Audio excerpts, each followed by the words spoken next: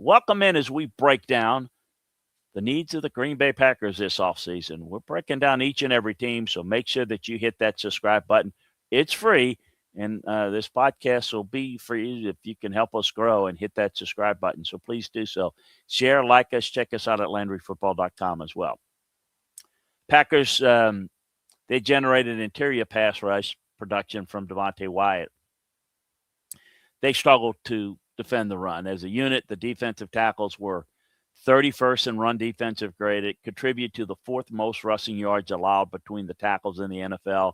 So adding a reliable interior run stopper would help stabilize the defense and raise the overall ceiling of the defense. No question that's a need. Corner's another need on defense. Tackle's a need on offense. So, look, the expectations were high once they traded for Micah Parsons in August. And it looked like he was going to be really good and help this defense go on a Super Bowl run. The problem is when they lost him to injury, they not only lost a pass rush, they lost a very underrated run defender. So they had other injuries, but I think they were stretched thin, and it's part of the problem. So what are the Packers' needs? They need two defensive tackles. As I mentioned, they have some of the weakest defensive interiors in the NFL. Two new defensive tackles are needed. They have two new corners that are needed. They had weak play at corner outside of Nixon. They'll need two new corners. I think they need two guards on offense. The guard play was really poor. Perhaps Joseph Morgan will get another chance because he's a high pick, first-round pick, but at least one guard should be acquired. Left tackle, Rasheed Walker, former seventh-round rookie who emerged as a great pass-blocking left tackle. He's an impending free agent who must be re-signed. I think center. They've had issues at center for a while in Green Bay, and that's persisted again last year. Linebacker Quay Walker is an impending free agent who needs to be re-signed or replaced.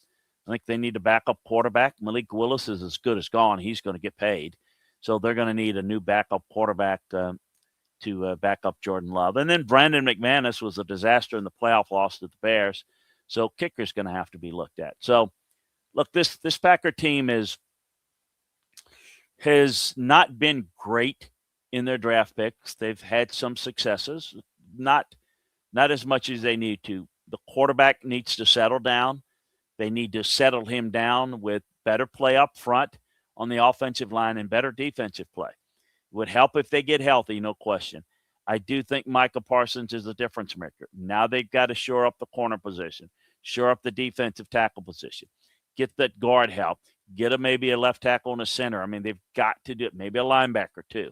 So those are some key areas. This North is competitive. As you've checked down our breakdown with the Bears, with the Lions, the Vikings, these are some pretty talented teams. The Packers are in that mix. Need some good breaks health-wise, but, boy, they need to hit better in the draft and better in free agency than they've done in recent years. That's a look at the Packers' needs. Again, hit that subscribe button so that you can get the breakdown of each and every team from a veteran NFL scout's perspective. Do this for NFL teams, helping them out. Been doing it for 40 years, working in the NFL, so we give you an insight that others can't help you with. So appreciate you joining us and spreading the word. We'll talk to you again next time, everybody.